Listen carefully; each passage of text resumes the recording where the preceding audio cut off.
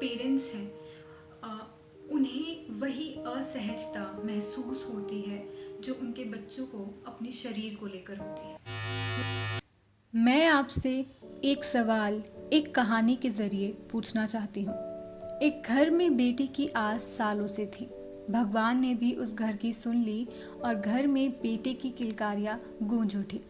वो बेटा धीरे धीरे बड़ा हुआ, मगर उसे कार या गाड़ी से खेलने का शौक नहीं था। वो अपनी बहन की तरह गुड़ियों से खेलना चाहता था।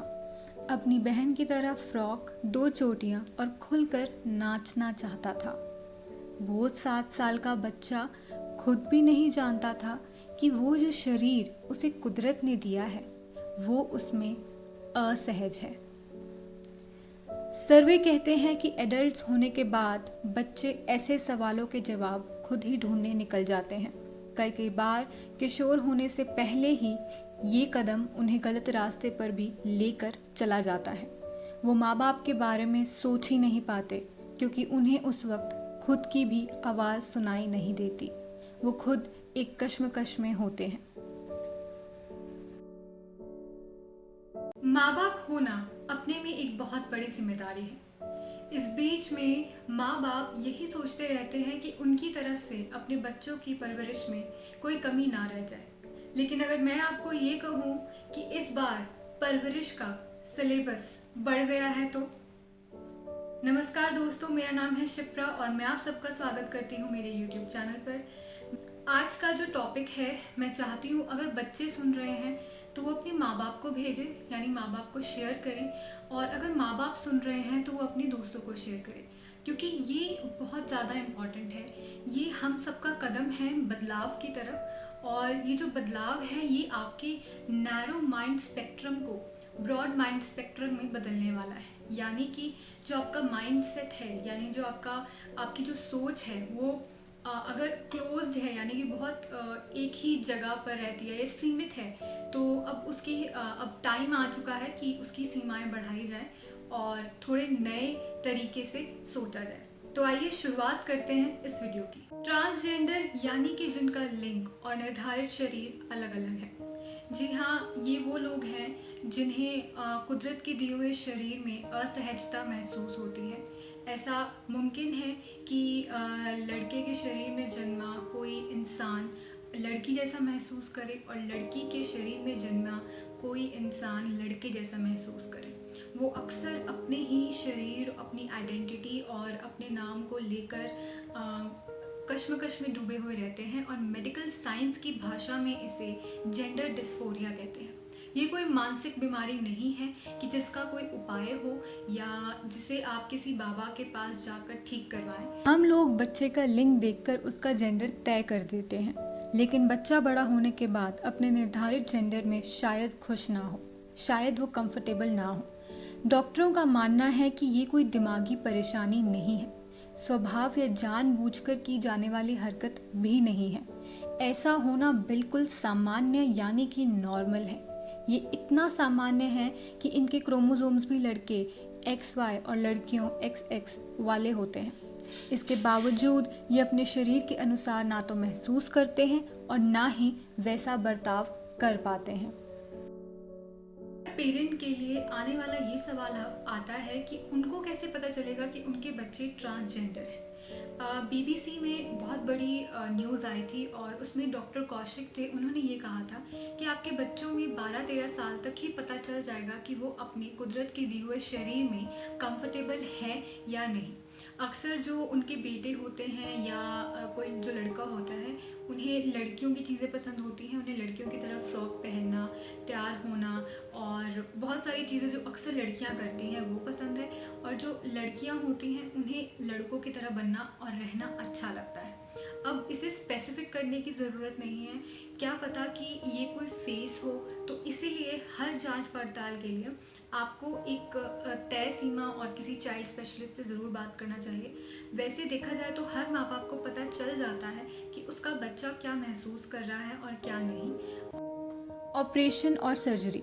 तो आइए आपको जेंडर रिसाइनमेंट सर्जरी या बोलचाल की भाषा में कहें तो जेंडर चेंज ऑपरेशन के बारे में बताते हैं। ट्रीटमेंट की शुरुआत हार्मोनल थेरेपी से की जाती है। यानी जिस हार्मोन की ज़रूरत है वो दवाओं और इंजेक्शन के ज़रिए शरीर में पहुंचाया जाता है। डॉक्टर कौशिक बताते हैं 2-3 डोज के बाद ही असर दिखना शुरू हो जाता है। मनचाहा हार्मोन मिलने के बाद लोग अच्छा महसूस करने लगते हैं, उनका मिजाज अच्छा होने लगता है और वो खुश रहने लगते हैं। सर्जरी कराने वाले की उम्र कम से कम 20 साल की होनी चाहिए। ऑपरेशन के बाद कम से कम 1 साल तक हार्मोनल थेरेपी जारी रहती है। कई बार पूरी ज़िंदगी हार्मोनल थेरेपी की ज़रूरत पड़ जाती है। ऑपरेशन में कुल मिलाकर तकरीबन 10 से 20 लाख रुपए तक का खर्चा आता है। भारत में जेंडर रिसाइनमेंट सर्जरी को मेडिकल इंश्योरेंस में कवर नहीं किया जाता। अब ऐसे में माँ बाप किसकी मदद ले? अगर माता पिता और परिवार के लोग अपने बच्चों पर ध्यान दें तो छोटी उम्र में ही उनके ट्रांसजेंडर होने का अंदाज़ा लगाया जा सकता है। ऐसे में माता पिता को चाहिए कि वो घबराए ना और बच्चे का साथ दे। ये समझना भी ज़रूरी है कि ऐसे बच्चे अब नॉर्मल नहीं होते। साइकेट्रिस्ट, साइकोलॉजिस्ट की मदद लेनी पड़ती है। चाइल्ड स्पेशलिस्ट, थेरेपिस्ट, इन सब की भी मदद ली जानी चाहिए। लंबी बातचीत और सेशंस के बाद साइकेट्रिस्ट इस नतीजे पर पहुंचते हैं कि मामला जेंडर डिस्फोरिया का है या नहीं।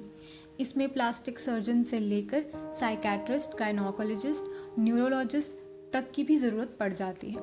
मैं आपको फिर से कह रही हूँ, अपने आप से कोई भी डिसीजन ना लें कि आपका बच्चा इस जेंडर डिस्फोरिया से गुजर रहा है या नहीं। जब तक आप एक प्रोफेशनल की हेल्प नहीं लेंगे तब तक इस चीज़ को कंसीडर नहीं किया जाएगा। Transgender children and youth understanding the basics के पेज पर जाकर भी आपको आपके कई क्वेश्चंस के सवाल ज़रूर मिलेंगे, लेकिन आपको एक प्रोफेशनल की हेल्प ज़रूर लेनी पड़ेगी।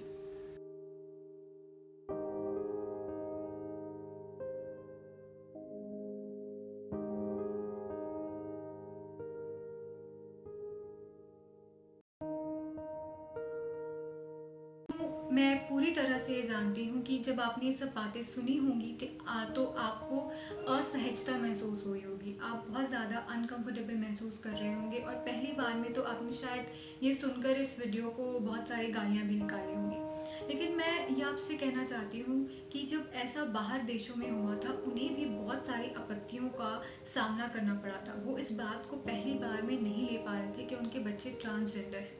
मैं आपको बता दूं कि जब आप अपने बच्चों के इन साइंस को इग्नोर करते हैं तो उनके साथ बहुत ज़्यादा ज़्यादती होती है। सबसे पहले तो एंग्जाइटी, डिप्रेशन, स्ट्रेस जैसी चीज़ों से उन्हें सामना करना पड़ता है। फिर उनकी बॉडी में हार्मोनल डिसबैलेंस भी होता है जिसके रिएक्शन में उनकी बॉडीज़ पे बहुत अलग तरह के रिएक्ट करती है, जिससे उनको एलर्जी और भी बहुत सारी प्रॉब्लम्स का सामना करना पड़ता है। फिर वो अपनी ही दिमाग में अनगढ़ंत बातें बनाना शुरू कर देते हैं। वो लोग अपने आप में प्रॉब्लम्स झेलना शुरू कर जाते हैं और वो किसी और से शेयर नहीं कर पाते हैं। उनका आधे से ज़्यादा टाइम अपने आप को समझने में लग जाता है, जिसकी वजह से जो नॉर्मल बच्चे कर रहे होते हैं वो उस चीज़ को नहीं कर पाते हैं। वहीं अगर मैं ये कहूँ कि बहुत सारे पेरेंट्स को पता चल जाता है कि उनके बच्चों में ऐसी चीज़ें हैं, वो उन्हें मार पीट कर बहला फुसला कर ठीक करने की कोशिश करते हैं, लेकिन उन्हें बदलने की कोशिश करते हैं, लेकिन ये भी सही नहीं है। वहीं इस एंटरटेनमेंट के ज़माने में जहाँ पर हर तरफ यूट्यूब में एंटरटेनमेंट और बहुत सारी एब्यूसिव मतलब कोई भी वीडियोस चल रही हैं, सरकाज़म चल रहा है, सरकास्टिक हो रहे हैं हर कोई लोग, वहाँ पे मेरी ऐसी वीडियो है जिसका सिर्फ सिंपल मोटिव है जो नैरो माइंडेड स्पेक्ट्रम के लोग हैं, उन्हें बस उनकी माइंड को चेंज करना है। मैं कोशिश करती हूँ कि मेरी वीडियो में मैं कुछ ऐसा ना बोलूँ जिससे कोई ऑफेंड हो जाए, लेकिन अगर फिर भी कोई होता है तो मैं उनसे पहले ही माफ़ी मांगती हूँ।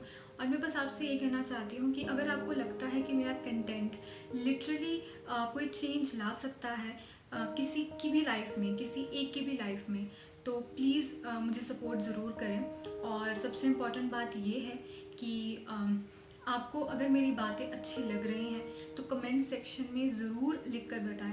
इससे मुझे बहुत ज़्यादा प्रोत्साहन मिलता है और मैं यूं ही अलग अलग टॉपिक्स की टैबू या आप यूँ कहें कि जिन बातों के बारे में बात नहीं होती उन पे वीडियो या उन पे कंटेंट बनाती रहूँगी।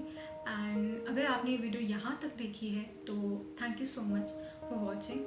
आखिरी में मैं ये कहना चाहती हूँ कि मेरा इस वीडियो को बनाने का एक ही मोटिव था, ये था कि जो पेरेंट्स हैं उन्हें वही असहजता महसूस होती है जो उनके बच्चों को अपने शरीर को लेकर होती है। वो दोनों जो अनकंफर्टेबल लेवल जो है वो सेम होता है और वो दोनों के डिसबैलेंस को करने में डिपेंडेंट है। पेरेंट्स अपने बच्चों की उस डिसबैलेंस को ठीक कर सकते हैं अपनी इस बात को शेयर करके, और बच्चे उनकी उस बात को समझ के उनके डिसबैलेंस को ठीक कर सकते हैं। बस मुझे इतना कहना था एंड आई होप कि आपको पूरी इन्फॉर्मेशन मिल गई हो। अगर फिर भी कोई ना मिले हो तो आप मुझे वहीं पे कमेंट सेक्शन में बता दें। And thank you so much for watching this video.